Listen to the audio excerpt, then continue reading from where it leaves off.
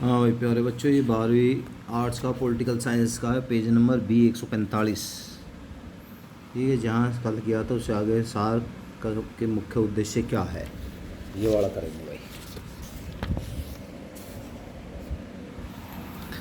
सार का मुख्य उद्देश्य क्या है। सार्क चार्टर के अनुच्छेद 1 में निम्नलिखित लक्ष्यों का विवरण किया गया है। ठीक है भाई। नंबर 1, दक्षिण एशियाई के लोगों के कल्याण की कामना करना तथा उनकी आजीविका के स्तर में सुधार करना। मतलब दक्षिण एशिया के लोग, दक्षिण एशिया के जो देश हैं उन लोगों के कल्याण के लिए तथा कल्याण की कामना करना और उनके आजीविका के स्तर को सुधारना। मतलब कोई ऐसे उद्योग स्थापित करना है या संस्था स्थापित करना है जिससे उनके आजीविका में बढ़ोतरी हो, रुपये पैसे धन संपदा में बढ़ोतरी हो और उनका जीवन आसानी से व्यतीत हो। दूसरा है, इस क्षेत्र में अधिक विकास, सामाजिक प्रगति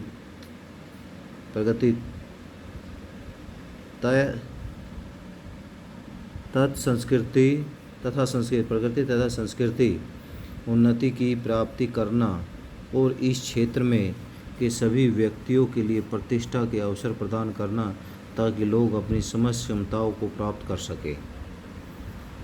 कह रहा है कि भाई इस क्षेत्र में अधिक विकास हो ताकि लोग अपनी प्रतिष्ठा, मतलब जो उनका अवसर है, अगर भाई मैंने इस चीज़ में रुचि है तो उसको ऊंचा उठाया जा सके।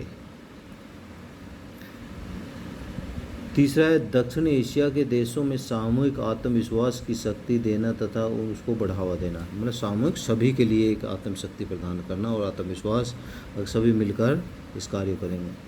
चौथा, एक दूसरे की समस्या की पारस्परिक विश्वास, सूझबूझ तथा अभिमूल्यन की दृष्टि से देखना।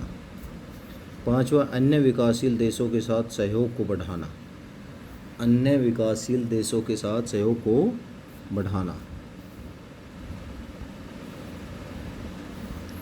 छठा है, सार्क जैसे उद्देश्य हेतु बनी अन्य अंतर्राष्ट्रीय तथा क्षेत्रीय संस्थाओं के साथ सहयोग करना। सार्क जैसे उद्देश्य हेतु बनी अन्य अंतर्राष्ट्रीय तथा क्षेत्रीय संस्थाओं का सहयोग करना। सार्क के नियम अथवा सिद्धांतों का उल्लेख करें। सार्क चार्टर के अनुच्छेद 2 में कुछ एक नियम अथवा सिद्धांतों का उल्लेख भी किया गया है। इनमें कुछ प्रमुख निम्नलिखित हैं। नंबर 1, सार्क देश एक दूसरे के संप्रभु, संपन्न, समानता, क्षेत्रीय अखंडता, राजनीतिक स्वतंत्रता, दूसरे देशों के आंतरिक मामलों में हस्तक्षेप न करना तथा पारस्परिक लाभ के सिद्धांतों का आदर करेंगे। एक दूसरे के संप्रभु, संपन्न, समानता, क्षेत्रीय अखंडता। दूसरा है, सार्क देशों का सहयोग एक दूसरे अन्य देशों के बीच सहयोग को बढ़ावा देना। तीसरा है, सार्क देशों का सहयोग एक दूसरे तथा अन्य देशों के बीच सहयोग के विरुद्ध नहीं होगा। ठीक है भाई। अब है सार्क का क्या अर्थ है। सार्क दक्षिण एशिया के साथ अब 8 देश हो चुके हैं का एक संगठन है जिसकी स्थापना 1985 में की गई। सार्क का मुख्य उद्देश्य दक्षिण एशिया के देशों की समस्याओं में शांतिपूर्ण से निपटाना और इन देशों में राजनीतिक, सामाजिक तथा आर्थिक क्षेत्रों में विकास करना। सार्क का नंबर 1, सार्क की स्थापना से दक्षिण एशिया के एक दूसरे के नज़दीक जाएं और सार्क उनकी कई समस्याओं को हल करने में सफल रहा है। दूसरा, सार्क की स्थापना के बाद इस क्षेत्र में बाहरी शक्तियों का हस्तक्षेप काफ़ी कम हो गया है।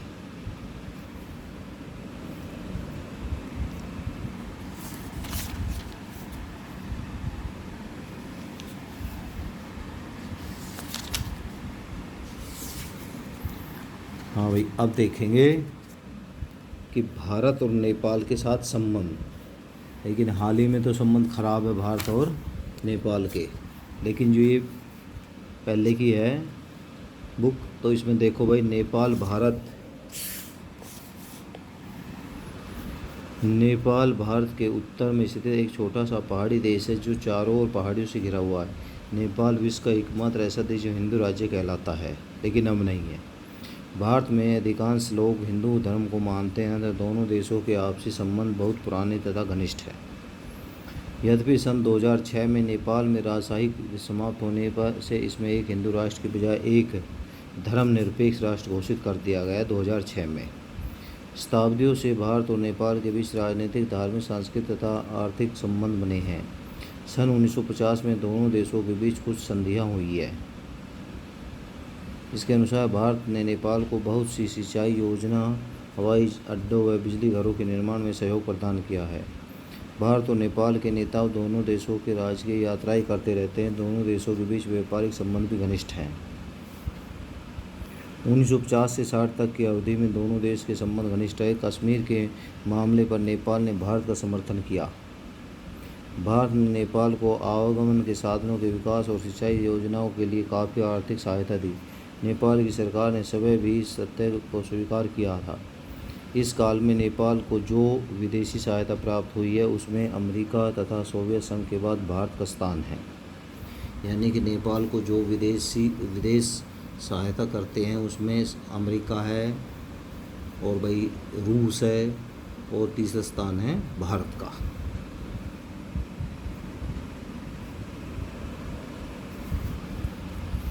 उन्नीस 1960 के में दोनों देशों के बीच कुछ तनाव उत्पन्न हुआ, जो आज भी उत्पन्न हो रहा है। उस वर्ष नेपाल की सरकार ने संसद को भंग करके अनेक राजनीतिक नेताओं को बंदी बना लिया। भारत ने इसका विरोध किया। तत्कालीन प्रधान जवाहरलाल नेहरू ने कहा, नेपाल में लोकतंत्र समाप्त हो गया है। नेपाल में लोकतंत्र समाप्त हो गया है, ये जवाहरलाल नेहरू कह रहे हैं। ठीक है भाई, अब यहाँ से करेंगे।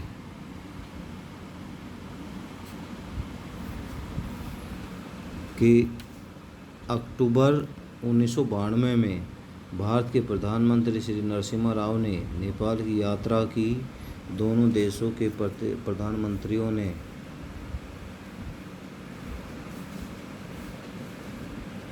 आपसी सहयोग तथा व्यापार को बढ़ावा देने पर बल दिया। इससे दोनों देशों के आपसी संबंधों में और सुधार हुआ।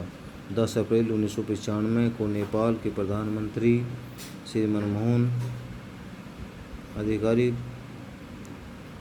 भारत की यात्रा पर आए। उन्होंने भारत तथा नेपाल के बीच सन 1950 में हुई